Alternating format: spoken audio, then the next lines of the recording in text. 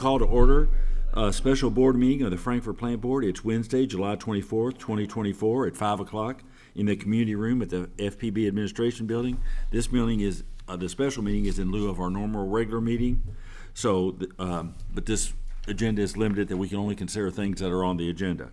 So with that, first item is consider approval of the minutes of June 18th, 2024 board meeting. Everybody should have them in front. If there's any changes or corrections, or do we have a motion? So moved. We have a motion. Do we have a second? Second. We have a motion and second. All those in favor say aye. Aye. Those opposed? Minutes are adopted. Next item is consider approval. Did we do roll call? No. Oh, that's right. Roll call. I'm sorry. I was all excited about my opening statement. It was fabulous. Member Cuba? Here. Member Mason? Here. Member Mitchell? Here. We have a quorum to do business. Mr. Snyder is ill, and Jason is traveling, was going to try to join via video conference, but his connection was breaking up and he wasn't sure. And legally, if he'd gotten on and we'd taken roll call, could have been a problem, so that's why he's not on. Next item is consider approval of the July 2nd, 2024 special board meeting. Everybody should have their minutes. Do we have any changes, corrections, or do we have a motion? So moved. We have a motion. Do we have a second? Second. We have a motion second. All those in favor say aye. Aye. Those opposed? Minutes are adopted. We don't have financials tonight because they're doing closeout, and David Denton had announced at the last meeting we would not have our regular monthly financials. So in the August meeting, we'll have the closeout statements for the fiscal year and a regular monthly report. Informational items. So I guess I'll call those off. We have, the first is we don't have any agreed upon, potential or agreed upon related party transactions to report. The next one is public information. Kathy Lindsay. Coming. You normally come in from the side. Hi. Just a couple of things to report tonight. We're working with customer service and support services on getting some new signage out in the lobby, some more permanent stuff about our closure from 1 to 2, and also the new payment kiosks we're going to have in the drive-through. So we want to make sure that our customers are aware of that and that service is available. Another thing that IT has been working on, also with customer service as well, the My FPB mobile app, we're in a testing phase of that right now within customer service. And we're probably going to have a soft launch early next month. So that's exciting. And now what will that be? What will that do? I'm getting ready to tell you. Oh, I'm sorry. That's all right. Sorry. The initial features include utility usage data, online bill pay, and on-demand customer notifications. And outage reporting is scheduled in future releases. So be on the lookout for more information as we progress with the rollout. So that's something else we're very excited about. That's pretty much what we're going to have to report for this month, and be happy to. I was talking to you earlier, you got the two new, what do you call them, promos or video out there? We have several spots out right now. We hope people are enjoying them. We've got also a good radio spot that's out about Next Band that we hope people are enjoying. We look forward to doing more stuff like that to promote our good services. Any questions for Kathy? Okay. Yeah, thank you. Next is the knock, Darren.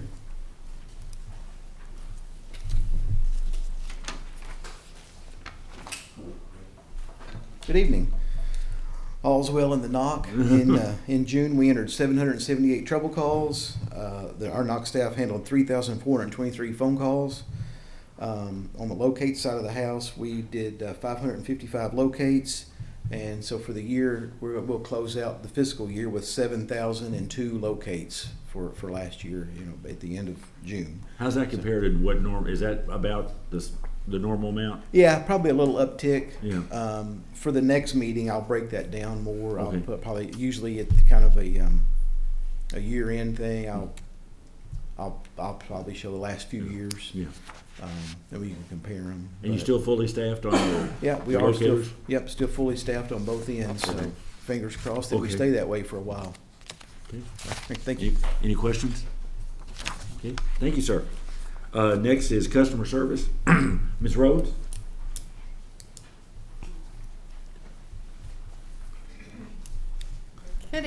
can find the customer service reports pages 33 through 37. Not a lot of changes. We did have a few less customers last month. Some of that was in the cashier transactions. Of course, we do have one of the kiosks inside, so some of those customers are now going through that. As Kathy stole all my thunder. As she said, we're waiting on signs. So once we get the signs up, we will install the outdoor ones. We've had a lot of compliments from customers that they like the kiosks. So I think it's going to go over really well with our customer base. If they come in thinking they're going to see one of your staff, then the kiosk is there as an option for them? Correct. Okay. Yeah, so every one of my CSRs have a cash drawer. So if they want to see an actual person in the office, they can. But this is an option for them because some people don't want to come through the drive-through or someone's dropping them off or those kind of things. If they don't want to wait, they have the ability for the kiosk. Of course, it is through payment as cash payments. They're not charged a fee. But if they pay, and that's the biggest thing. We've had a lot of customers who typically want to pay us with a card, and we normally have to turn them away in the office because we have to take those over the phone, or they can do it through the website. So that's been a nice change for our customers because a lot of times when they come in to pay a deposit or something like that, we're sending them to the ATM across the street, and now they can just swipe their card. Of course, there is a fee, but that fee is from Paymentus. So really excited about getting those installed in the drive-through and having that available for customers. And then like Kathy said, the app, we're in the testing phase of the beta testing. Customer service reps started testing that yesterday. So they'll provide feedback, and we're excited to get that out to customers soon. So. Any questions for April? Is the kiosk data are included in this data, or are you going to report it separately? I'll report it separately. Yeah, it's not included in this. Okay. Yeah, that would be great to have that separate. Yep. Yeah. I'll add it. All right. Any questions? Any questions? All right. Thank Thank you. you all. Telecommunications, and I might point out as we go through these, we've got a total of 5 retirees this month. So everybody under their areas to talk about their retirees. So. Queued it up for you, Adam. I appreciate that. Monthly report starts on page 39 of your board packet. With the normal customer penetration numbers, everything looks good there. Page 40, 41 are the outages. We had 6 outages for the month of June. 3 were basically involving power supply or power issues. 2 were bad amplifiers in the field, and we had 1 cable get tore down by a tree, I think, right after a storm or something like that. Next band, we're staying busy. We got 5 crews here. They're scattered all over the system. Actually, there's some right up on top of the hill working this evening. As far as the county goes, we're still working on easements. I think there's some idea about doing some pop-ups at a couple areas to try to bring some people in. We got an item later on the agenda about a temporary part-time person for that. Bluegrass Energy has collected all their data for their make-ready, so we should be getting that in the next couple of weeks and start seeing some invoices and getting them paid to start doing PO attachments and things of that nature. And finally, just like you said, we do have an employee retired. It's our installation supervisor, Charles Burnett. Most people know him as Charlie Bob. He's been here for over 22 years.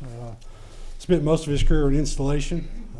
Been installation supervisor, I think, for the last 7. He's a great asset.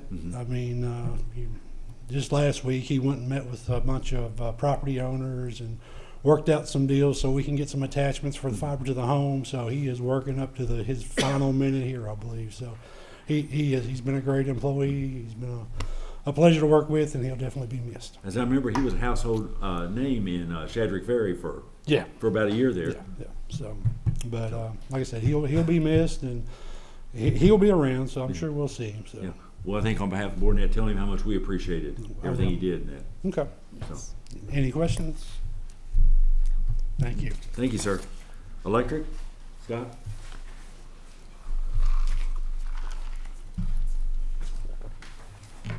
Good evening. Electric report will be on pages 43 through 46. Sorry about that. 43 shows our SAIDI numbers for the month. It's 59.71. Of course, page 44 will show your pie chart with the certain percentages for each type of outage. Page 45 breaks those percentages down to actual outages, where we had a total of 40 outages for the month. And then page 46 shows your top 10 outages for the month, and we've had a total customers affected of 312. And just as Adam said, the electric department has an employee retiring this month. Timothy Kubert, some people call him Tim Kubert. He's been with the electric department 28 years. Wow. He's been a big asset as well. He's one of our better operators. He takes care of a lot of setting poles, digging ditches and stuff like that. So he'll be well missed, but he's looking forward to enjoying his retirement. Yeah. And that's it for us. Well, same thing on behalf of the board, and make sure you know how much we appreciate his service and everything he did for us and Sure the will. community. Thank you. Thank you. Travis? SEPA? Good evening, everyone. The SEPA report for this month begins on page 47 of your board package. You'll see for May we had that extra energy charge, excuse me, that we get at the end of the fiscal year a lot of times where SEPA runs over the allotted capacity. So the SEPA bill was a little higher this month, $97,060. We also had a good month on revenue. The total SEPA net payment was $211,649 for a profit to the plant board of $114,589. And that brings us, for the year through May of 2024, a net benefit of $443,237. So, good year so far for SEPA. Tracking about like usual. It looks like we're maybe a little ahead of last year so far, but that, of course, ebbs and flows. So, hard to say at the end of the year, but I think we're pretty well on track. And for AMI, 19,743 electric installs. That's 89%. 13,072 water installs. That's 77%. So both of us are seeing some light at the end of the tunnel. Yeah. Yeah, doing good. Any questions on those? Question for Travis? Yeah, good. Thank you. Thank you. And on KYMEA, Gary was unable to be here tonight, so he would normally give that report, so I don't think there's anything we have to deal with there, so. How you doing, sir? Oh, pretty good. For safety, it was a good month of June. We didn't have any accidents, OSHA reportables either. It's not Did we too- have one employee, didn't we, who fell, or, That was last week. oh, was that, yeah. Yeah. Okay, that's right, it was, yeah. We can talk about it now, or? Well, just wherever, I mean, if you want to give an update, I mean, just, you don't have to An mention anything, update, just tell them what. so an injury occurred on the 17th. He had surgery that night to repair his leg. He had three fractures in his leg, and doctor just put him on restrictions, so he'll be back to work this upcoming Monday. Actually, he fell, from what Gary told me, he actually fell and then tried to come back to work, right? And then Yeah, decided he ought to go. so it occurred. Yeah, so it happened at 9 a.m. and it was he fell, but he caught himself with his leg, and that's what caused the injury. Originally, we thought it was a sprained ankle, and turns out after X-rays, it was a little more in depth. Yeah. So, So, but he should be back to work next Monday. okay. Hopefully, we'll see how he's feeling. But that's all I have on that. We wish him well. Yeah, Yeah. But that's all I got. yeah, thank you, sir. Thank you. Water distribution?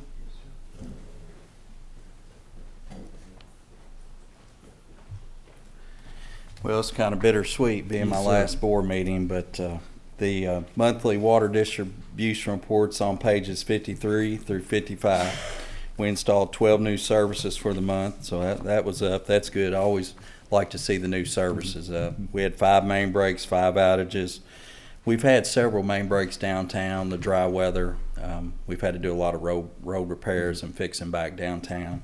Besides the normal board report, we're working on a line installation project on Derbyshire up by the it's Crown Point neighborhood, and we're working to put a second feed in there so we can split the neighborhood in half when we have issues up there. We're also working on the 2 gyms, FCHS, Franklin County and Western Hills, auxiliary gyms. So that's going to be good for the schools. So we're working on those, and we're 75% with our annual flushing program. So On the new gyms, are they enclose to the existing gyms? or- Absolutely. Well, at Franklin County, it's in between the gym now, the back of the building, and the football field. It's right there behind the building. Okay. And then over at Western Hills, it's kind of the gym towards Bondurant, Yes. in that area there. Okay. So, yep, that's going to enable them to have different events, Right. different tournaments, because you have to have a gym for teams to warm up in. Yeah. So, And there's so it'll many sports that go on between Absolutely. boys and girls, and they need practice time. Yep. Yeah. So it's a good thing. So Yeah. we got water relocations on both projects, plus adding services for the building. So Sure missed it. yeah. Do you want to say something, Gushy? You okay? So, like he said, it is truly bittersweet. This is an announcement, but we're very, very happy for you. So I just put a few words. So Brian, he started his career at the plant board in 1997. He began as a water distribution operator, then moved up to become our water quality analyst, service foreman, assistant superintendent, and then he was promoted to the superintendent position in 2020. So for these past 4 years, Brian's leadership has been absolutely stellar.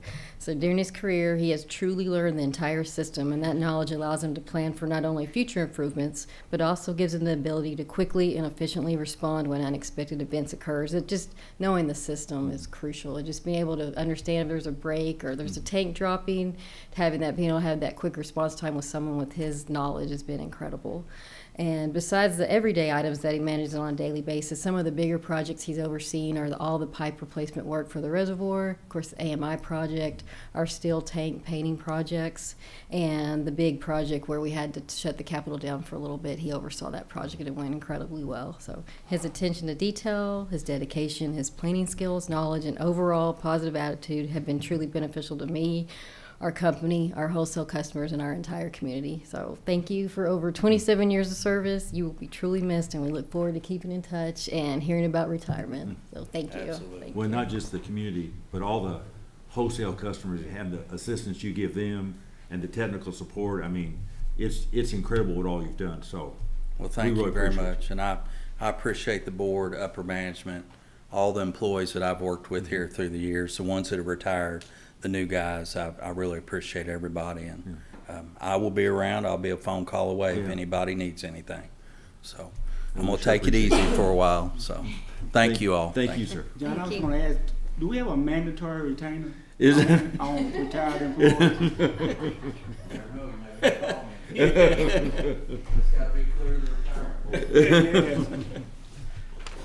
How you doing, sir? I'm good. How are you? Just fine? It's a tough one to follow there. Yeah. For the month of June, the water treatment plant treated 280,672,000 gallons of water for an average daily production of 9.36 million gallons per day.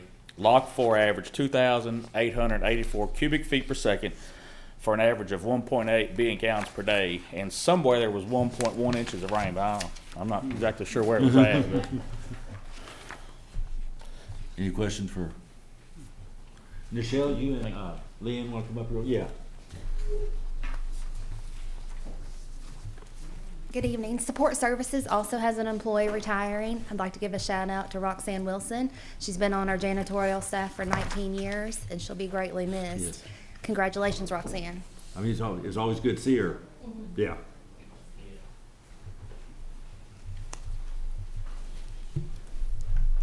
Good evening.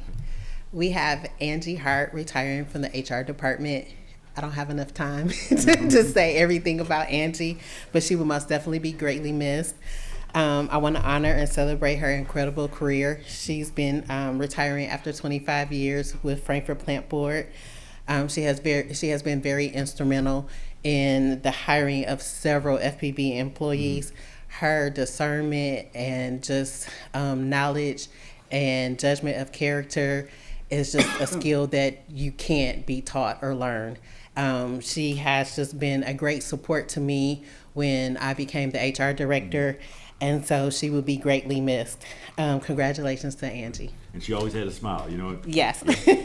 Thank you. Thank you.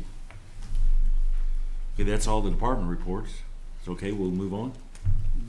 Okay, action items. Item 4.1, consider approval of bid 1806 to replace existing FPB radio system and infrastructure to Southern Communications and Consultants in the amount of $267,981. This was an item we talked about during the budget process. And Darren, you want to tell us where we're at?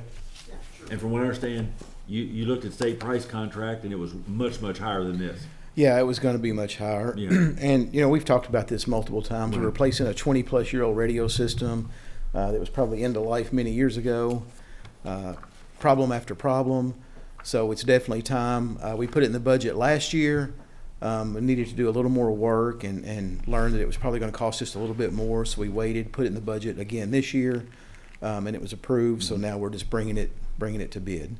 And Jennifer worked through that process and helped me make sure we didn't mess anything up.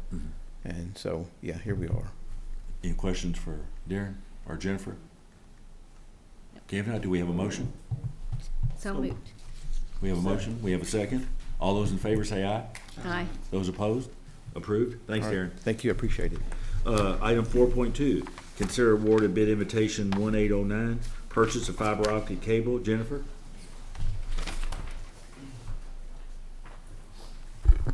Good evening. We just opened this bid Monday, so it should be separate from your from the Right. packet. Yeah, everybody should have that We in wanted to front of get the order in this week. We normally buy smaller orders of fiber and through the co-op, but the lead times are, as you can see, they're a lot better than they have been this last several years. So we sent out a bid, and the lowest bidder was Confluent Technology, and they have most of it in stock. So should ship shortly after we send them the PO. Any questions of Jennifer? Now, do we have a motion? So moved. Do we have a second? Second. We have a motion second. All those in favor say aye. Aye. Those opposed? Approved. Thanks, Thank Jennifer. you. Next item is one, we've talked about this for a couple months. We've had some inquiries. Normally when we've done water fountains, it's been kind of governmental, but we've had some inquiries from nonprofits, but who might be interested, and we really didn't have a policy. So Sharmista has circulated, put some things together, and kind of brought this forward, and I think we've got at least one nonprofit who's interested, and we just need to decide what our rules are going to be. So, Ms. Dutta, take it away. Absolutely. This is just kind of a way to formalize the request process. A public fountain, obviously, in the word public, it's going to be multiple people will be accessing that. So FPB will want to play a part in maintenance of the water fountain as well. But typically when we do receive the request, sometimes it comes along with the request for a donation as well. So just developing kind of a policy just kind of formalizes the process. They'll have an application they can complete. And then if they do request a donation, we'll just plan to bring those to the board for approval. Okay. And this would be for nonprofit agencies, correct? From what I understand, and if the board wants to go this direction, it can be for any agency that applies for it or any entity that applies Okay. for it, if that's acceptable. Sure. And then you can make it. We budget a line item each year, and it usually it covers, as you know, we charge that will cover all the labor, half the materials, and usually bill half the materials to the customer. And we usually budget for at least one a year. So. And obviously, we want to encourage people to drink our water, but we really just didn't have a rule for this. What has come up earlier was someone was interested, and I won't call it, but it's a well-known, respected nonprofit here in town, but they're interested, and from what you said, they're just wanting to know what the rules are, right? Correct. So any questions of Sharmista? So let me get the donation part. Is that the donation of the material, labor, installation? Is that what you said? Someone could request a donation. What? Thus far, all of the agencies, when they rescind the request for the plant for water fountain, they say, is the Frankfurt Plant Board willing to donate any towards the water fountain? So far what we've done, procedurally, we've just basically, like I said, all the labor and half the materials. And honestly, I'm not sure where that originated, where we would, Well, we that kind of was our started out with the donation. schools, didn't we? And then a water fountain, what, Juniper downtown and Farmers Market. and Lakeview and Lakeview. Mhm. Yeah. Oh, that's So now it's just starting to expand. People are starting to see the water fountains and becoming more interested. Well, I don't think we can put this in the policy. Is fine with me. But I'm thinking about the cumulative effect if we have to maintain as these grow and we are maintaining it, and then one year when 10 people won't, 10 legitimate people won't. How do we manage that? I can let Brian answer that one last time, but honestly, we just do because we know how important it is. We have to make sure they're maintained if the public's using it. So it's just honestly, they just incorporate it into their duties, that their daily checks. So. Yeah, they're winterized, and if they're winterized properly, you don't really have too many problems with them. But I think the amount of money that's been budgeted each year, that would determine what you could do. Yeah. If that's the governing. Yeah. Yeah. And people like it. The water fountain, they got the dog bowl. I mean, they're pretty popular. I mean, you see people. Mm-hmm. I'm up at Lakeview, not often, but fairly often. But you see people. I mean, they use them all the time. They do. Mm-hmm. So, I guess this is our policy. So I guess Make a motion. you motion. Do we have a second? Second. We have a motion second. All those in favor say aye. Aye. Those opposed? Sharmista, thanks for doing all this. Thanks, no problem. I know this one kind of hit you. Like what? Well, you came out of the back room. I know, that's right. I come out every once in a while. That's right. Item 4.4, consider approval of Kentucky Office of Homeland Security cybersecurity grant for the amount of $154,900, and this one does not require a match. It's a That's 100% right. grant. Taking all the thunder from it. That's exactly right. So the FPB was awarded this grant recently, and so we received the contract. And so what we're asking for tonight is approval of that contract for us to move forward. Next steps, we put out an RFP for this. Like you mentioned, this is a reimbursement grant that is 100% covered, and so there's no funding needed from FPB for these proposed projects. Any questions of Ryan, or y'all want to take the money? So, okay, so we do have a motion. I'll make a motion. We have a motion. Do we have a second? Second. We have a motion and a second. All those in favor say aye. Aye. Those opposed? Approved. Thank Thanks, you. Ryan. Item 4.5, consider approving amendment to RFP number 2023-5 FTTP network design bead consultation and analysis with Finley Engineering, not to exceed $12,550. Mr. Baird, how you doing, sir? Doing good. How are y'all tonight? Fine. So, as you're aware of, Kentucky's received over $1 billion in federal funding for the BEAD program to expand high-speed internet to unserved and underserved areas of the state. Kentucky's BEAD pre-qualification process is expected to begin as early as August 1st. This pre-qualification process is a 30 calendar day period where the Office of Broadband will accept submissions of notices of intent to apply, then followed by a 60 calendar day grant application period. Prospective subgrantees must be approved in the pre-qualification period to be eligible to submit a grant application. But participating in the pre-qualification process does not obligate subgrantees to apply for funds. So it's a lot of. And tell them a little bit what will Finley actually do? So what Finley will actually do is they're going to look at the areas that we serve, the areas we don't serve, and then the areas that the state actually says that are available for grants. They haven't figured that out yet. They'll also prepare narratives and assist us in the pre-qualification process and make sure that we follow all the rules and kind of coach us along. So. And then when the state opens that door, we'll have to make the decision as a board whether we want to apply or not apply, whether we want to partner or not partner, and how we want to proceed at that point. Is that correct? Yes. Yes. It gives us a little bit of time to decide. But participating in this obligates us really to really, put us in a position to apply if we want to or not. And if we chose to apply, with or without a partner, we wouldn't necessarily have to apply for everything, correct? Correct.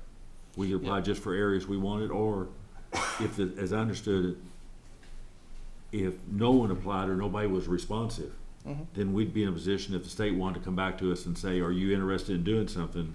Then we know at that point if we wanted to take it under the grant may have some additional enhanced matches to cover some areas if the state is looking for coverage and doesn't get any responsive RFPs. Is that right? Yep, that's correct. I mean, they have it broken down into census blocks, and they want you to try to apply for a full census block. Say another company, we decide not to apply for any areas, but then there's a small section of census block that they don't get applications for, then the state could contact us and say, hey, I know you guys might be in position to serve this. Are you interested? And then we can start those negotiations. Can the consultant costs be reimbursed if we do get a grant? It's a good question. I did ask them that, and they said that they were looking. They never got a definite answer on that. But that may be further down the road if we do apply. Okay. Any other questions? No. Do y'all want to do it? I guess we Yes. Okay. Do we have a motion? So moved. Second. Okay, we have a motion and second. All those in favor say aye. Aye. Those opposed? Thank you, sir. Thank you. Item 4.5, consider approval of change order for clubhouse renovation project in the amount of $9,800 for standing seam roof. Ms. Phillips, actually, we can ask Ms. Dudd to talk about this, can't we? If she'd like, Because I think she knocked it down in 2000, didn't she? sure. The RFP for the clubhouse renovation requested a new metal roof, but it didn't specify if it should be exposed fastener or standing seamless. So the contractor quoted an exposed fastener, and that's what kind of roof we have now. It's about 24 years old. It's not held up that well. The fasteners are coming loose. So after further discussion, staff is asking the board to approve a seamless roof so that it will last 10 to 15 years longer than the exposed fastener type. Going with the standing seamless roof would be an additional $9,800, and there's $240,000 included in the current budget for this project. Adding the standing seamless roof would bring the project total to $223,800. And staff and Ms. Dutton and Ms. Dutton Mitchell and Mr. Mason are working with the contractor to find ways to offset that cost. I think you've been looking at flooring, Catherine, and everything else, so. Yeah, I think they're going to get us pricing on a comparable flooring, and I mean, we're still within our contingency, but you never know what could happen. So we're just trying to keep it budget neutral if possible. But we appreciate the contractor working with us and Leanne and answering our questions. And I think it's going to be worth it to get the other kind of metal roof in the long run. Because I think, from what you said, or Steve, I think somewhere that the old roof, they could have gone up and tried to nail a lot of that back down, but they just didn't really think long-term that was going to hold up, right? So. Correct. I appreciate you and Steve going up there, Catherine, and doing everything. I mean, I know you're all spending time up there, and Steve even drugged me up there one day and made me ride around and look. Well, Mr. Mason had some fabulous design ideas while we were up there, so it's really helpful to eyeball it as you're walking through with staff and with the contractor. Well, I will say in hindsight, if Catherine had replaced me in the first visit, we might have saved a few more dollars. Is that right? He's just saying I'm very frugal. Well, thank you all. Do we have a motion? So moved. Do we have a second? Second. A motion second. All those in favor saying aye. Aye. Those opposed? All right, thank you. Lynn, thank you. Next item is consider approving changes to the job classification. Nichelle? Good evening. For this item, staff asked the board to consider the safety field assistant position.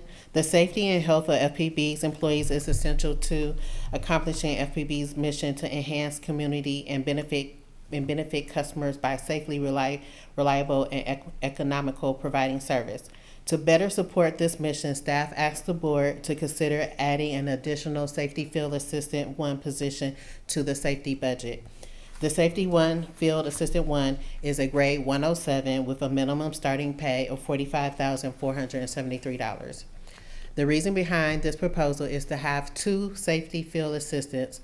Both will cross-train, but one will focus on the water side, so the water distribution and water treatment departments, and the other will focus on the telecom and electric side. This would increase the number of inspections per department and would allow each safety assistant to focus on the regulations related to each field. In addition, safety would be able to give additional support in the following areas, such as safety meetings, increased productivity for lockout, tagout procedures for water distribution and water treatment, traffic control for each department, trenching and excavation confined spaces, and more hands-on field training. Finally, the safety field assistant will also focus on workers' compensation and liability claims processing, drug testing, and CDL management. A copy of the current safety field assistant job description is located on page 95. and we covered this in the agenda meeting, I guess, last week, and there's obviously no guarantees, but the whole idea is if we can protect employees, which if we don't have the injuries, then that saves us on workers' comp. Yes. And, I mean, it's an expense, but one injury, a serious injury to an employee is far more, I mean, this is far a good investment compared to what an injury would be to an employee or whatever, so. Yes. And they do a good job to make sure everything's going right in the field, so. Yes. And this was again something we talked about in the budget process, so we had talked about this earlier, so. Yes. Yes. Okay. Any questions? Okay. If not, do we have a motion? So moved. Do we have a second? Second. We have a motion second. All those in favor say aye. Aye. Those opposed? Approved. Thank you. I have more. Next, do what? I just said I have more. Oh, I know you do. Consider approving changes to job classification. And this one I might add before Nichelle describes it is, I know several board members have some additional questions, and what I would like us to consider after she goes through it, if the board wants, is go on and authorize, we talked about the director position in the budget process, and to approve establishing the director, advertising, taking those. Once a director is selected, then discussion can be that director be involved in, do we need 1, 2 supervisors, how's that workload? I know a couple of board members wanted to ask some more questions, so the position was authorized in the budget, so that person needs to be picked before we get to the next step anyway. So that's kind of an overview. So Nichelle, you want to take it from there? Yes. So the customer service department is responsible for handling approximately 8,000 to 10,000 customer interactions per month. In addition, as FPB continues to move forward with new initiatives such as implementing self-service payment kiosks, FPB mobile app, prepaid utility billing programs, and many more customer-based improvements, it has been determined that another level of management will be beneficial to the customer service department. Staff requests the board's approval to reinstate the customer service director position in the customer service department. The proposed reinstatement of the director will allow the 2 supervisors currently that is in the budget right now position to manage the 13 customer service reps and the daily customer service activities and tasks. The customer service director would be able to focus on the overall improvement of customer service, future project initiatives with little customer disruption. The 24-25 budget includes funds to reinstate the customer service director position in the customer service department. In addition, with some additional restructuring in the customer service department, the proposed reinstatement of the director position would essentially be the same cost as the current structure in place. The proposed job description is included in the detailed pages for this board item on page 101. The customer service director position is a grade 118 with a minimum starting salary of $88,924.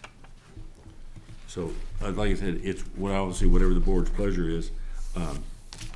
I think, if we move ahead and authorize the director, they can take applications, fill that, and then at that point come back and see where we're at and what the board wants to recommend in terms of filling the 2 supervisors. And David did clarify, that we would still be maintaining the receptionist position. Yes. And we would save offsetting the cost by not perhaps filling some other positions. Is that correct, Nichelle? Yes. Towards the future, in his memo that I'm just referring back to his memo, it would be eliminate some positions going towards the future and restructuring as we have some more initiatives such as the prepay. Right. Things like that. Yes.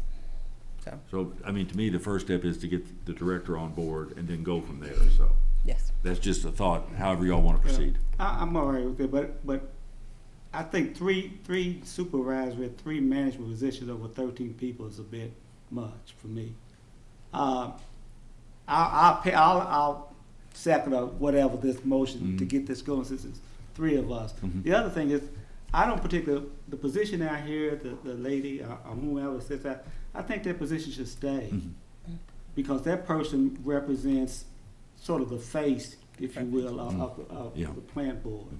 And then there was another position in David's letter that I thought should stay, as opposed to having 2 supervisors and a director. You can have a director and a supervisor, and then the other positions could stay. Because 3 people over 13 people, I mean, that's the, then I do have a question with the salary, but that's another day's conversation. Catherine, do you have any questions or? No. Okay. No, I thought the memo was very thorough and helpful Yeah. to consider this. So, if y'all agree, do we have a motion with the motion? Are you okay with the motion to authorize customer service to proceed with fill-in director position? Yes. Okay. So We have- moved. We have a motion. Second. Do we have a second? Second. We have a motion second. All those in favor say aye. Aye. Those opposed? Approved. Next one is, this one we also talked about in the budget process, and this is basically to support the next band. And literally these people, I guess Adam can talk more about it, but basically are gonna be going door to door on the easements, talking to people, explaining it, answering their questions, and that's pretty much what it's gonna come down to, because people have a lot of questions. Is that fair, Adam? Yes. Yeah, and like I said, this, I kind of read over the item, it's a temporary, so once we get this 500 easement signed, they will go away. We would probably keep the job description on the books in case we, down the road, just not do something more, but the employment of those people, like I said, it's temporary, as soon as we get the easements, go off paper. Okay. Yeah. So I mean, I that's- think without, obviously, this project can't proceed without the easement, so I think it's pretty crucial. And people do just have a lot of questions. I mean, are we gonna tear up their yard? Why are we there?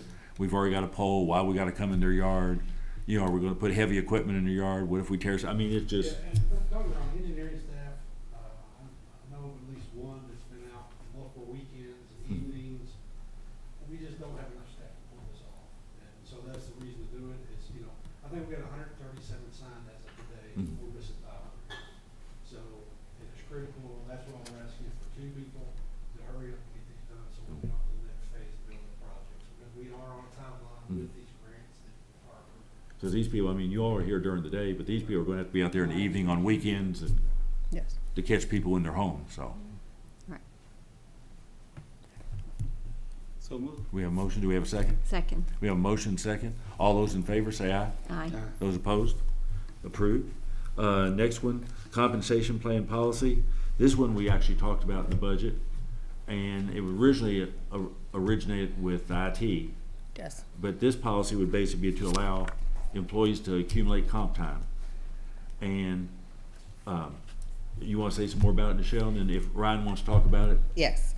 So staff is asking for the board to consider offering compensatory time to exempt employees that are not entitled to overtime. So staff proposed to provide exempt employees with compensatory time accrued at the rate of hour for hour for actual hours worked in excess of 40 hours to a maximum of 240 hours. So a maximum of 120 accrued compensatory hours shall be paid at the employee separation. The new proposed policy would be an added benefit to 32, because we currently have 32 exempt FPB employees. In addition, staff has reviewed compensatory leave policies from the city, county, and the state. And so on page 108 is the proposed policy, as well as is in the information summary pages.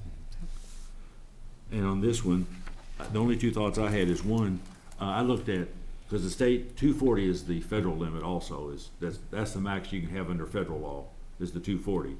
And I know that's what the state, and I think, Michelle, you said city and county? Yes. City of Louisville, I think, has got 160. Lexington did have, and I tried researching, I couldn't, I think Lexington still has 80 on their books. And it's the kind of thing in terms of managing, I mean, I think we, personally, that we need to do it. I mean, because we've got employees who are not eligible for, because of the FLSA test, the short test, are not eligible for time and a half. And so right now, they're not compensated if they have to work over. Correct. So this would allow them to be compensated. I think the key on it is the state started out lower, then it gradually started increasing until it hit 240. And the key on it is managing it so that when employees, when they have to work over, they get their time for it, but then encourage them to either take the time off or use it in lieu of other time when they need to take off, to keep that manageable. But clearly, I mean, it's, most agencies, city, county, state, have some type of compensatory policy. And Ryan, did you want to talk about it some, or from Sure, your yeah. perspective? Yeah, just a little bit. Of course, it affects IT quite a bit, and so I think we represent over 30% of the employees that would kind of be affected by this. So my team, it's very important for us, for recruitment and retainment. We've recently brought in some people from the county and other state and local agencies like that. And this is one of those things we often get questioned about during the interview process, and then ongoing.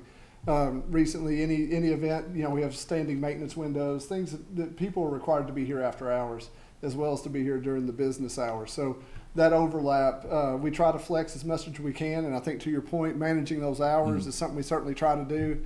And that first instinct is to say, if you can flex schedule, do it. But sometimes the business unit requires you to be here, and that extra a couple hours needs to be accounted for. So that's really, my perspective, and hopefully we can find a solution.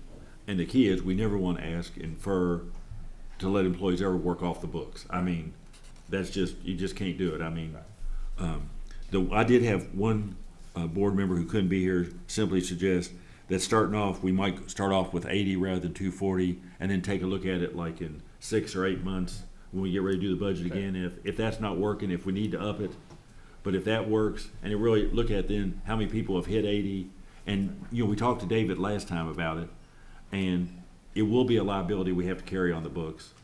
And if everybody's carrying the max, then it'll be a liability to carry, because there's no question about it. It has to be paid when an employee leaves, because it's wages earned. They're entitled to it. It's not a benefit. It's the law. They have worked the time. They're entitled to the money. So, if I might add too, Yeah. one of the what it was limiting in here is the one on accrual when you leave. I think it had already been limited down to 120.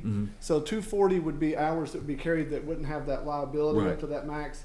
It would just allow them to try to use that time should they get up past the 120. yeah, I think LRC has the limit, and then they let employees have more, but they can only get paid for them. And I think the state is right 240. I think that's, if you Right. accrue it, that's what you get when you leave. And if I might suggest, just so we can maintain it as competitive as possible against others, instead of doing the 240 down to 80, maybe reducing the leave from 120 to 80 and still limiting the liability that you're suggesting, and trying to maintain a competitive posture whenever. So by that you mean an employee could accumulate 120, but upon separation they could only get paid for 80? Accumulate the full 240, but only upon separation max that out at 80 if that was the pleasure of the board, to try to reduce that liability. So the 80 is all you would carry year over year. Okay. And they could carry a higher balance, but at the end of of separation of service, 80 would be that cap. So that would kind of keep that liability at a flat line. And if we found out that wasn't competitive enough, maybe we revisit like you suggested. So. What do y'all think? Yeah, I like that idea. I can go with Ryan's. Okay. And I tell you, I was surprised. I thought you all got paid. No, sir. No, sir. I mean, y'all work as long as most. In most agencies, IT works as long as anybody. So I thought. I appreciate that. So the proposal would be to adopt this as proposed with the amendment to allow employees to accumulate 120, but the maximum they could be paid upon separation is 80. Yeah, so accumulate 240. Maximum 240, I'm 80. sorry, yeah. Yes. Is that okay? Yeah. Hey, do we have a motion? So moved. Do we have a second? Second. We have a motion second. All those in favor say aye. Aye. Those opposed? Approved. Thanks, Ryan. Thank this you. helps us a lot. Employee guidelines. This is what we also talked about in the budget this is consider approving changes to compensation plan section, trouble call policy. Yes, sir. This was to basically, we had not updated that policy for many years. Yes. And this is basically similar to what our investor-owned utilities. Travis, are you here? Yeah, we talked to KU and this put the line with them. Essentially, this old policy, was a fixed amount. For performance specifically, it was 180 per week. So it's not only kind of not just a fairness thing, but it's also a recruitment and retention issue, like we discussed earlier. We want to make that foreman job attractive to the line crews that are coming up. So the ask is to change it from 180 per week to 10 hours per week is the request. So exactly how's it work now? If I'm a foreman, Right. and they're on call, what, 1 week a month, roughly? Roughly, yeah. So we have, well, I'll speak for electric, we have 4 foremen, right? So, yeah, roughly 1 per week. They would get that 180, regardless of if they worked or not, but that does restrict them to essentially no free time. If you will. Tell, I mean, for the board and for anybody watching, exactly how does that work? If I'm on call that week, what does that mean? That For my means- off hours? Right, in your off hours, you have to be able to respond to emergency. I think it's in simplest terms. So that means you have to be within, close limits to our system. You have to be able to respond to an outage. The first call out would be to just the regular on-call line person. So they don't get quite as many as your regular line worker, but they do get called out. So they have to be close by, be able to respond to emergencies, and in condition to respond to those emergencies. So in other words, there's no trip to the lake. And under the old policy, weekend day, you got basically 40 hours to give up your Saturday. So let's go to the to the cost. If I'm on call now, I get paid what? So if you're foreman on call now, you get, the week you take call, you get 20 per day, $20. Okay, so And that's then- $100. So 180. It's 180 a week, 20 per weekday, Okay, 40 okay. per weekend day. Yeah, 180. And what is that all you get? Yes. That's it. And under the new policy, you would get what? You will receive compensation based on your rate of pay for 1.5 hours. So it'd be roughly though, what, about 720, wouldn't it? So a total of 10 hours at your weekly rate, or Which your is hourly rate. I'm about sorry. average ballpark. Yeah. So right now for electric, water, and 2 telecom, it's $720 per week, and the estimated cost of this proposed change, based on the salaries we have now, would be $2,527, because that's based on their hourly rate instead of a flat rate. Per week? Yes. And again, that's not all going to any one employee, right? That's going to be broken up because each it's going to be department, rotated. yeah. Right. So it's not going to be that difference of $1,800 to one employee every week. It's whoever's on call that week, right? Just get that. So how much does one employee get based on that rate? They'd be on at least, what, about 12 weeks a year? I mean, just one Yeah. one week. I mean, how much more does one employee make in 1 week? It just really depends on what their hourly rate. Well, I mean, Yeah, we can kind of back of the napkin it.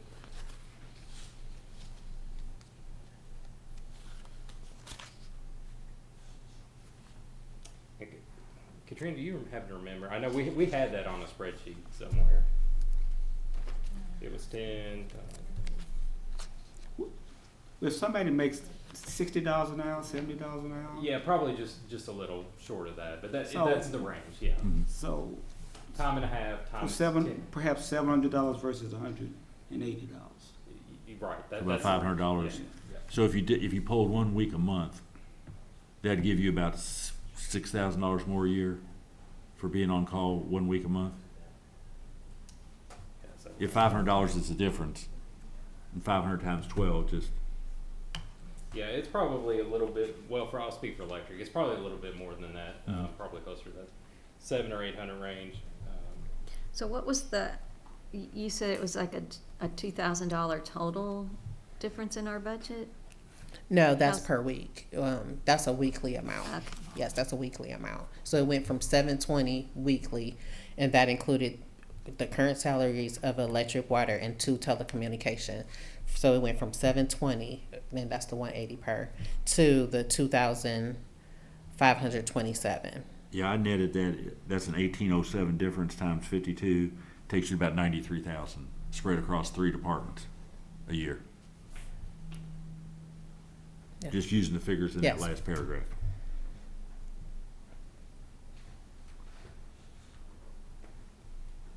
And I think, as I understand it, what triggered this discussion back the early part of the budget preparation was for a lot of linemen who might be interested, eligible to be a foreman at some point.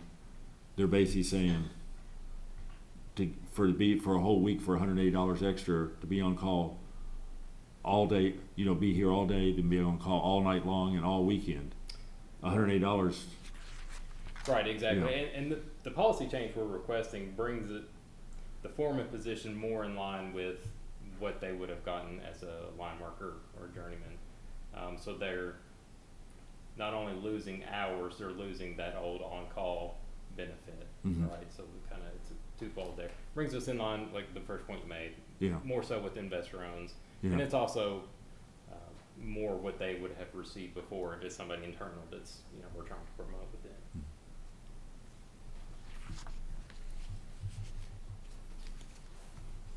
And I mean, I think everything's different. I mean, I've seen it before on like first responders. They have the same thing where they're on call, and I mean, you think, well, that's not a big deal. But if you're sitting there on a Saturday, and everybody says they're going to Lexington or Louisville for something, you gotta say, I can't go. Right, exactly. I mean, because it's not acceptable to say, well, I'll be back as soon as the movie's over. No, it's not. No, I mean, Right. you got to go. I mean, I've sat next to people at church who are on call, and when something happens, they go. I mean, I don't care what's going on. They get up when they get beeped. They go. I mean, Yeah, I mean, it's just kind of internally, it's one of the most important aspects of the electric department. Yeah. When you're needed and you're called, that's part of it. You got to show up. Yeah. That's a big deal, and especially for the foreman position, because if we're calling a supervisor or foreman out, it's often a pretty big deal. yeah. Water shooting up in the middle of the connector. And, Exactly. Yeah. It's more than just a bird on a transformer most of the time. It's, you've got, like you said, water shooting up, there are poles down.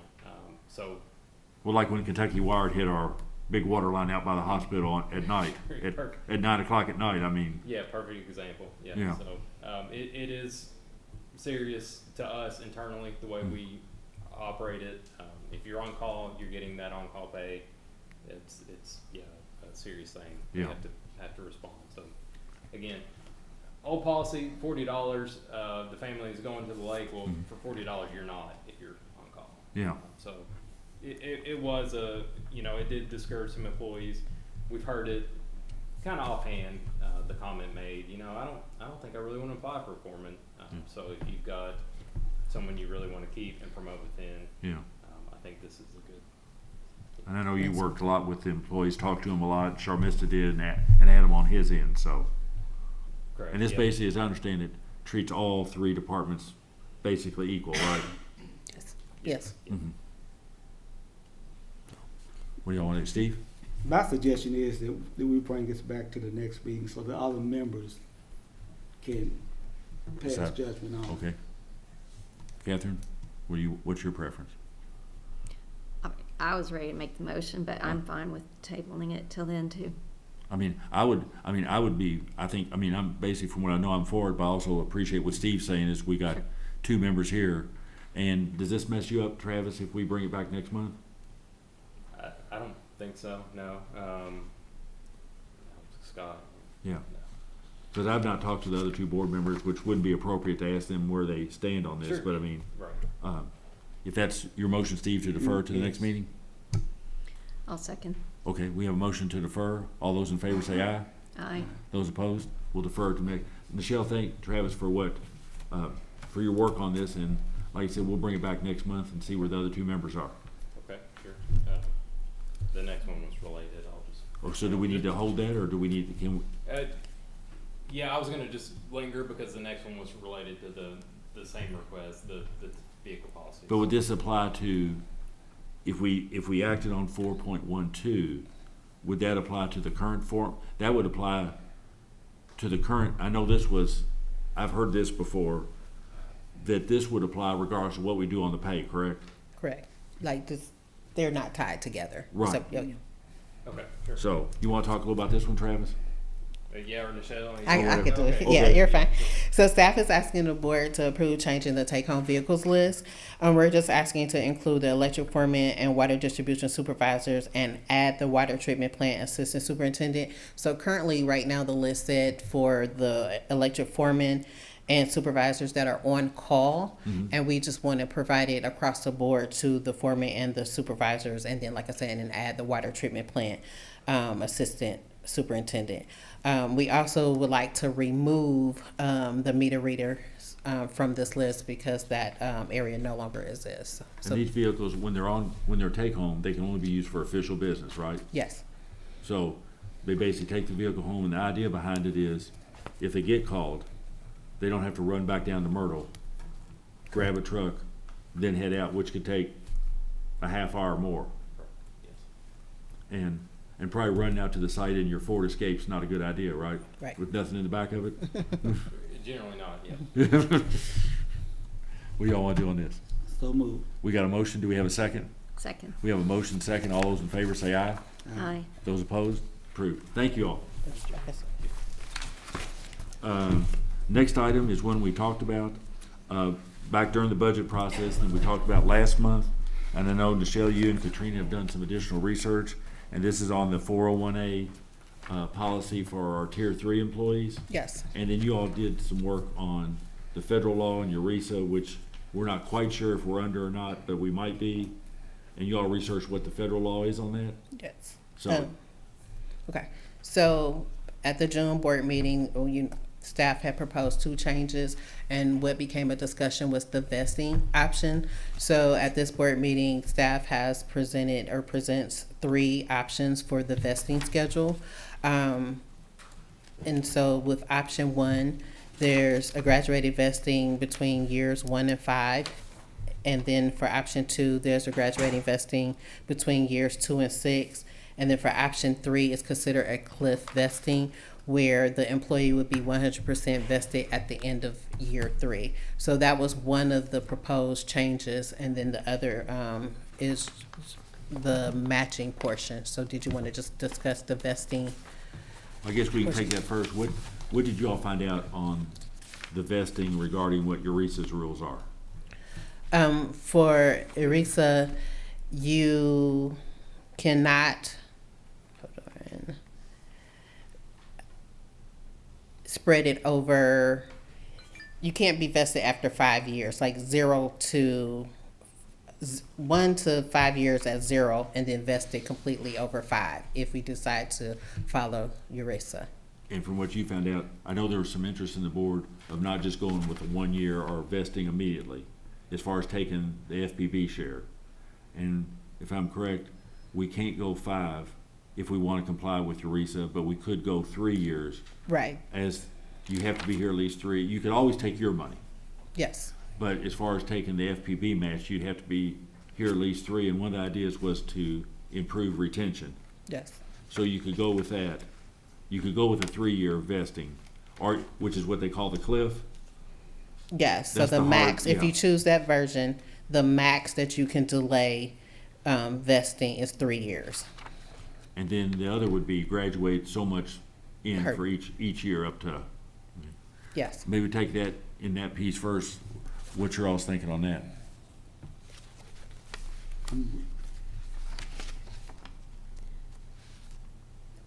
Well, I personally like option 2, but do you have any numbers that you can share with us? And also, I don't know. You like the graduate vesting number 2? Yes. Okay. But to your point about the item 2 back, do you think the other board members, I don't know if they've discussed this with anyone, but I don't know if you think we should hold this for them? I mean, did you hear any feedback on this, Nichelle, from anybody? No, and then with the article that I had presented, most of those companies, but they were private companies, had vesting immediately. And then I had noted that in my email, I don't want to name the private companies, but 2 of our competitors, they have vesting immediately. Okay. So from an employee retention standpoint, what do you think is most appealing to employees that we want to recruit and retain? So based on the current employees, when we did the survey, when the question was asked, how long would you remain employed to receive the free employer match or 401 contribution? 19 employees said it didn't matter. Eligibility doesn't matter. And then 31 said that they would stay the required time. Okay. So that was the results of, then those are the current employees the tier 3 employees that we surveyed. I mean, the one thing I took away from the last meeting is clearly the board seemed to be interested in something other than immediately or 1 year. And we really didn't have the 3-year on the table. Last time we were talking the 5-year, because that's basically what tier 3 is right now to take the employer share. And so the 3-year came up based on y'all's research. So what y'all's, again, this is one we can act on tonight, or we can defer, whatever y'all want to do. We can defer. I mean, I'm kind of with you where you are on this, but we want everyone to talk. Yeah. Yeah, if you think it won't make a difference deferring, That's I fine. think Yes. we should do that. Okay. Okay. So we have a motion? So moved. We have a motion to defer. Do we have a second? Second. All those in favor say aye. Aye. Those opposed? We'll defer this to the next meeting. I do have a question. So is there any additional information you would like for me to provide, or you just want to make sure that the other board No, members are able I think you and Katrina have done a great job on this. Okay. I think it's just a matter of Okay. make Well, sure one that question John I and would like Jason to know, get. you say you don't know whether we fall under the ERISA law or not. If y'all can, hands could find that out. Okay. All right.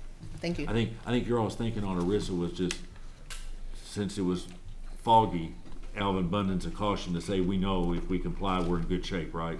Oh, Hans, Yes, sir. how you doing? Yes, sir. That would be my recommendation to the board, would be to simply comply with what's in the ERISA rules. It's in 28 USC 411, and that's about as clear the rules as you can find. It outlines the 3-year vesting and then the 2 to 6 year vesting. No, I see that. I'm looking at it on my phone. I was just curious as to whether if it was definitive. It won't change my opinion. I'm with Catherine on what we need to do, what I think we should do. I was just curious because y'all put it in it. I forgot what you said. What determines if we're under ERISA, Hans?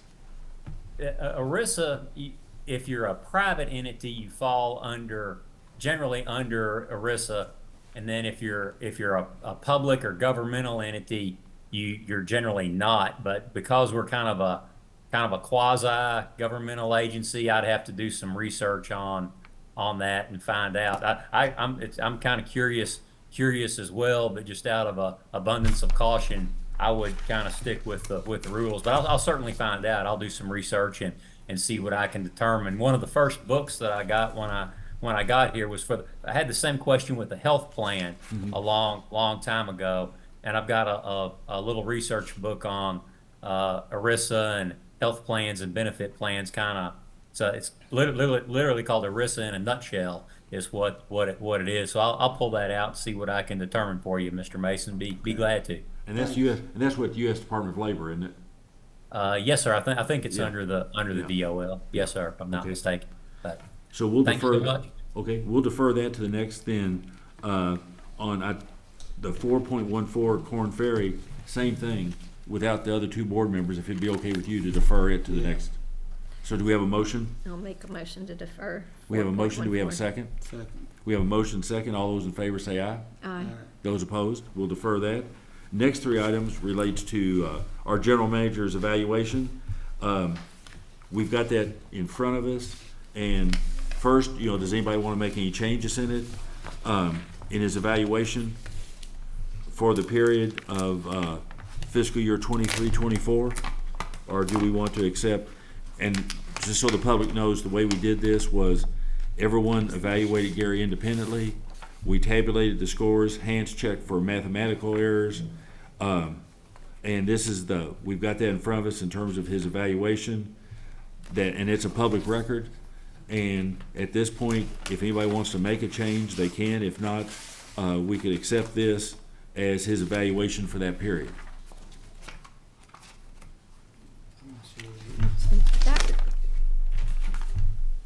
Okay. Do you need to see it, Catherine? Yeah, I think we got it in an Yeah, email, Kathy but it's sent it, not yeah. in the packet. Yeah.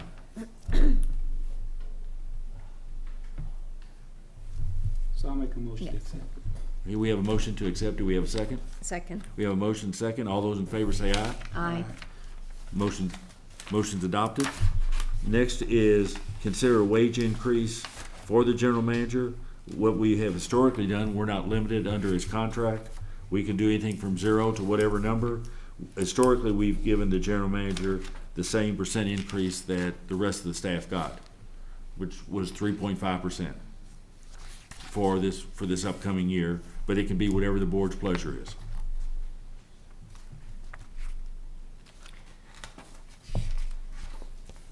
Would there be harm in deferring this one? Sure.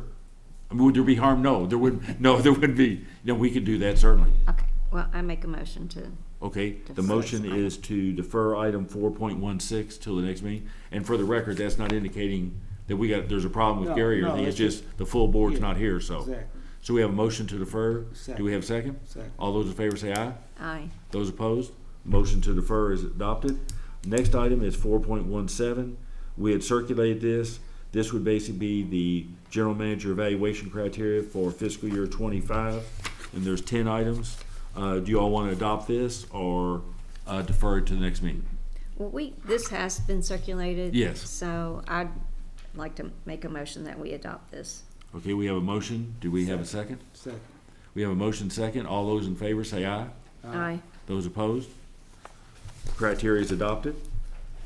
Next is item 4.18, and this is basically, you all may have seen, there was an article in the Georgetown newspaper, and as you know, Charmista has been working along with Gary, Annette, with Georgetown Water for a period of time now regarding their current agreement ends 2030, about extending that agreement, and they've basically indicated they're at a point they want to proceed with it. So what I'd like the board to do, if it's your pleasure, is to authorize Gary and Charmista and Hans to basically contact Georgetown and put together a draft, circulate it back to us, let them circulate their board, and if everybody's in agreement, they'd like to wrap it up as soon as they could, and if we have to have a special meeting, but first they go meet, come back with a draft, everybody sees it, and then if everybody's okay with it, then we have the meeting, discuss it publicly, and then at that point, if we're in agreement, adopt it and send it back to them. But they've indicated they want to proceed. They've been our customer for 33 years, and they've been good to work with, and they're ready to do it. So if that's okay, do we have Steve? I'll make the motion. We have a motion. Do we have a second? Second. I was just going to say first, though, that I know you've worked so hard on this, and this is not something we'd want to defer. No, we need to move and forward. they've been a good customer, and they're a good friend. They really are. And Charmista has crunched a lot of. She has burned up a lot of ink and paper on this one, haven't you, Charmista? So, all those in favor say aye. Aye. Those opposed? Charmista, go get us a good deal. Okay. Any informational items? Travis? I was going to do a brief one on the Community Action Partnership. Yes. If that's all right. Item 5.1 is an update on the weatherization project. That's correct. So last month we did our annual renewal with Bluegrass Community Action for weatherization services for low-income customers. During that discussion, we talked about a progress update, some type of report on that. I don't know if this sheet made it into the board package or not. If not, I'll make sure it does. Okay. But we came up with the table to try and put some numbers around, what kind of benefits are these customers actually receiving. So looking back to 2020 when we started with Bluegrass Community Action, we looked at all the customers that have had service at least 1 year. When we looked at that customer group, we filtered out anybody that had changed account holders. So after doing all that, looked at all the customers, looked at everyone that had their services performed for at least a year. We came up with a sample size of 28 customers. And when we looked at those 28 customers, their average monthly usage went from 1,546 kilowatt hours a month to 1,436 kilowatt hours a month. So all that being said, that comes out to about $127 a year in savings per customer. Now, there are, of course, many within that group that did much better, and then some that did not. The outliers, of course, there could always be reasons for that. You bought a new TV, or there's lots of reasons it could go up. That doesn't necessarily mean they didn't. And weather also. Weather, of course, is a big one. There was at least one in there that it was obvious they had gone from gas heat to electric heat. So, of course, your electric bill's going to go way up. But that doesn't mean the program's not a success.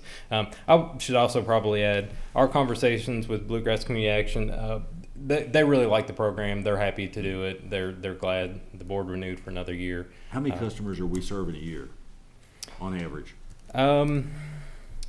It varies quite a bit. Since 2020, we're up to about 50 now. So in that range of 10-ish to 15 customers a year. It's $2,500 per customer. Up to 50,000 is in the budget. We usually try not to go over that, so it's kind of capped on how many we can. And again, we usually don't hit that full budget amount. But again, they've been very happy with it. I think it does benefit the customers.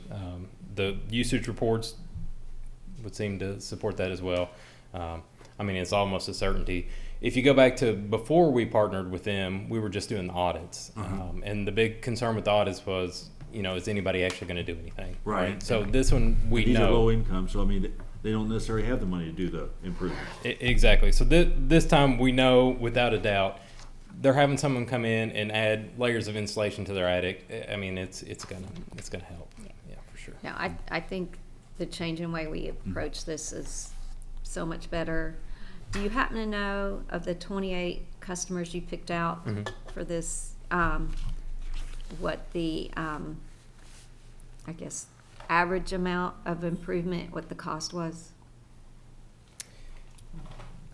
They didn't all max the 2,500. They did not, but most of them they do. They do the full 2,500. From what I understand, they'll use all of that 2,500, and a lot of times they'll use other funds as well. So a lot of times these repairs are exceeding that amount. They're just hitting the cap on the 2,500 and then using other funds. Because I remember, if it's still the same way it used to be, the LIHEAP, which is the federal grant, has two components. It has the energy assistance, the actual cash assistance to help you with your bill, and then it has the weatherization piece. And Community Action has been the weatherization piece for years. Right. That they do that work, they administer the federal grant, comes to the state, and the state passes it on to them. Right. Yeah. So they, like I said, they're not all, but most of them, they're going to the full amount on these. Yeah. What's the most common? Do you know? And I don't mean to pepper you with. What's the most common thing they do? The insulation in the attic or caulking or? Yeah, attic insulation is a big one. Weather stripping around doors is another big one. Doors and windows. Those are ones on just about every invoice we see back. Yeah. And so we get an invoice and then we release the money to them? Correct, yes. Community Action Partnership, they have a contractor they use. They handle that relationship. The work is performed. And then once that's completed, it comes back to us and we pay Community Action. So we just don't give them $50,000. They actually have to show us as they do the work. Correct. All the invoices are itemized. Here's the address. We go through and, of course, validate they are a Plant Board residential electric customer. That's part of the requirements as well. Look through, make sure they are energy efficiency related improvements, and then they have been. We haven't had issues there. Catherine, Steve. Thanks, sir. Thank you. Thank you. The next one, Steve. Can we get a motion from you? I would make a motion to call a closed session pursuant to KRS 61.810 1C to discuss proposed litigation regarding a contract matter and potential administrative protests regarding grant funds. Okay, is Hans on here? Who all do we need? Obviously the board. Who else do we need in here? I guess Travis. Yes, sir. Travis and Adam, I would suspect. Okay. And I'll second that motion. So if that, we have a second? We have a motion second. All those in favor of going into closed, say aye. Aye. Those opposed? We're going into closed. We'll reconvene about 5 or 6 at 6:30. Motion to come out of closed session. Yes, Mr. Chairman, I'd like to make a motion to come out of closed session. There was no action taken in the closed session. Do we have a second? Second. We have a motion second. We're back in open session. Mr. Mason? I'd like to make a motion to adjourn. And no action was taken. I thought we. Yeah. You had that, and then we need the second from Catherine. I was second. Yeah. I forgot we only have a majority member. Okay. So we're back in. No action taken. Do we have a motion to adjourn? So moved. We have a motion. Do we have a second? Second. Motion second. We're adjourned. Thank you all. Kath, I told you to write.